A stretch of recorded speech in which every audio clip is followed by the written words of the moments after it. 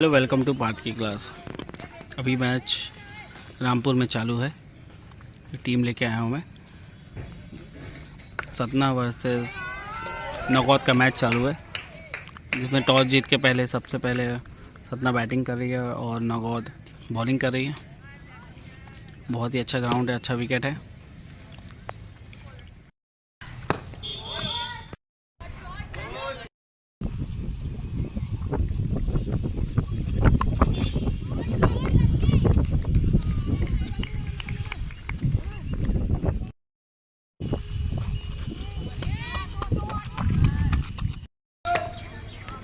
अभी 9 ओवर हुए हैं, 80 रन है सतना के। अभी देखते हैं लास्ट में कितना टारगेट जाता है।